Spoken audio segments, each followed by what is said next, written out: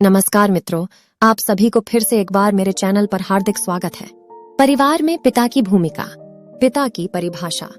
पिता हम उस महान व्यक्ति को कहते हैं जो अपने बच्चों की आवश्यकताओं, अरमानों और सपनों को पूरा करने के लिए अपनी अरमानों का गला घोंट देता है और अपने बच्चों में ही अपनी पहचान बनाने की इच्छा रखता है।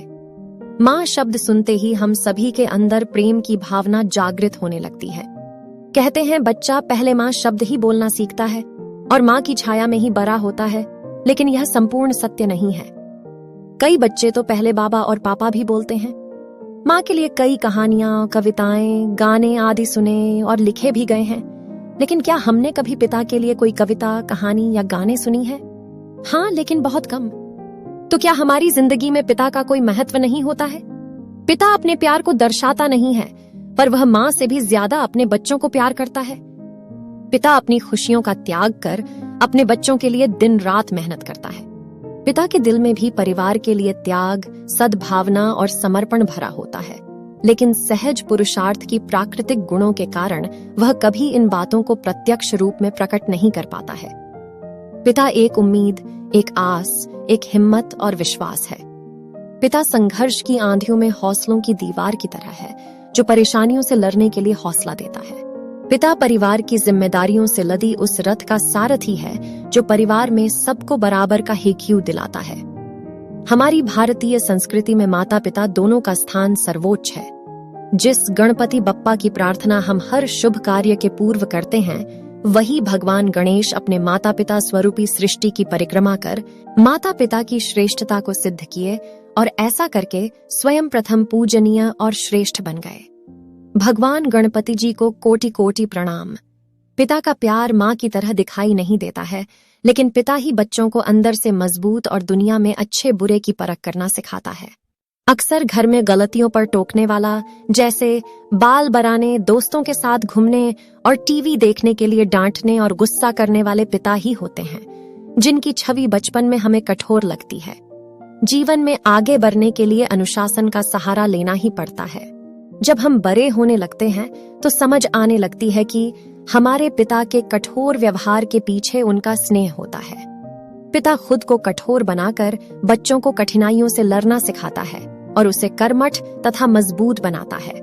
अपने बच्चों को खुशी देने के लिए वह अपनी खुशियों की परवाह नहीं करता है।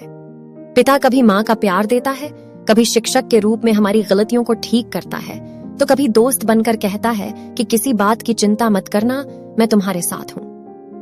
पिता अपने बच्चों के लिए एक कवच है, जिसकी सुरक्षा में रहकर बच्चे अपने जीवन को एक दिशा दे सकते हैं। कई बार तो बच्चों को यह भी महसूस नहीं होता कि पिता बच्चों की सुख सुविधाओं की व्यवस्था कैसे और कहां से करता है।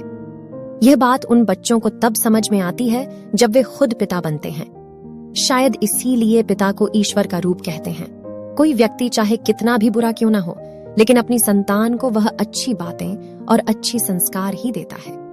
ऐसे कई उदाहरण हैं, जैसे कोई व्यक्ति शराबी, जुआरी या नालायक होता है, लेकिन ज्यों ही वह पिता बन जाता है तो वह अपनी सभी गंदी आदतों को छोड़ देता है ताकि उसके संतान पर उसकी बुराई की छाया न पड़े। पिता ही दुनिया का एकमात्र ऐसा शख्स है जो चाहता है कि उसका बच्चा उससे भी ज्यादा तरक्की करे। माँ विश्व में अद्भुत और अनोखी होती है, क्योंकि वह बच्चे को 9 महीने अपनी कोख में पालती पोषती है और उसे इस नई दुनिया से परिचित कराती है, यानी उसे जन्म देती है। अपना दूध पिलाकर उस बालक रूपी पौधे को सींचती और संवारती है। ठीक उसी प्रकार पिता भी अपने बच्चे को ऊंचाई पर पहुंचाने के लिए अपनी ताकत लगा देता है। जिस प्रकार सूर्य प्रतिदिन उदित होकर अपनी प्रकाश और ऊर्जा से समस्त संसार को जीवन प्रदान करता है, समस्त प्राणियों के जीवन को सुचारू रूप से चलाने की व्यवस्था करता है, ठीक उसी प्रकार पिता का भी परिवार में स्थान होता है, जिसकी दिनचर्या अपने परिवार को सुचारू रूप से चलाने के लिए ही होती है। वह सिर्फ बीज प्रदान कर संतान निर्माण ही नहीं करता है, बल्कि उसे हर रोज अपनी आजीविका से सींचकर एक विशाल वृक्ष तैयार करने में अपनी पूरी शक्ति लगा देता है। पिता एक असीमित विषय है, जिस पर जितना भी कहा जाए उतना ही कम है।